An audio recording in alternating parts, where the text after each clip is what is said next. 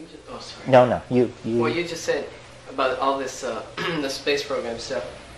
Why all the, there seems to be this incredible influx of sci-fi in the media, as far as like programming and television, films. What's your comment on that? Well, I think that virtual reality, the entertainment industry, I mean, if you look at the figures, if we spent as much money trying to save the planet as we are spending trying to develop advanced systems of electronic entertainment, hell, we'd fix it overnight. That would just be a done deal. I'm suspicious. I'm a techno fan, and I use technology, and I'm into it.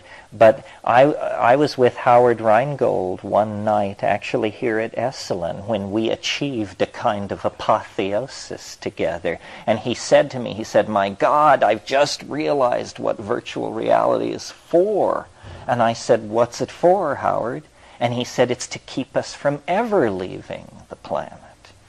And I see in the game design and in the website design and in the look and feel of the net how it's to be a simulacrum of the great frontier. You know, it's going to all be virtual, the trip to Pluto and the conquest of Mars and the journey out to Andromeda.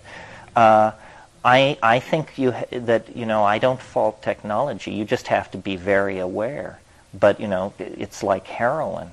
And we must not consume, we must produce. As a community, the psychedelic community must produce art, not consume it. If they get it flowing the other way and we begin to consume it, then we are depotentiated. So what I've said, the millennial program is to put the art pedal to the floor. In virtual reality, the difference between a 10-story building and a 100-story building is 1 0. Enter the 0, and it's now a 100-story building. We can build with light. The constraints of material and the constraints of capital investment that have limited us in three-dimensional space are not going to be present in VR. And I think we're going to be able to build those castles in the sky.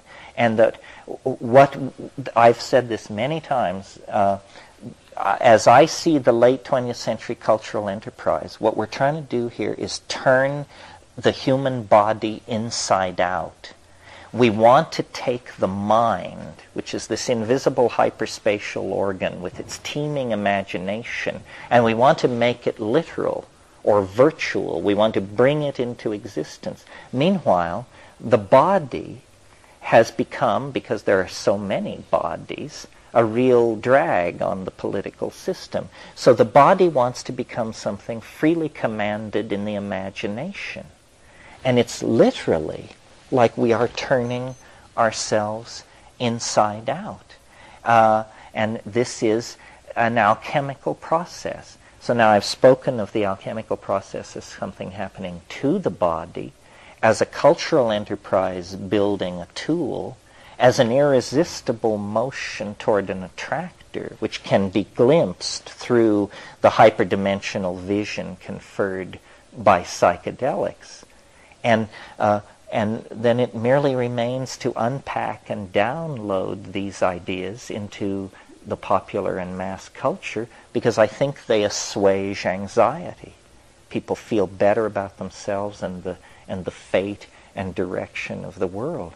But, we have painted ourselves into a hell of a situation here.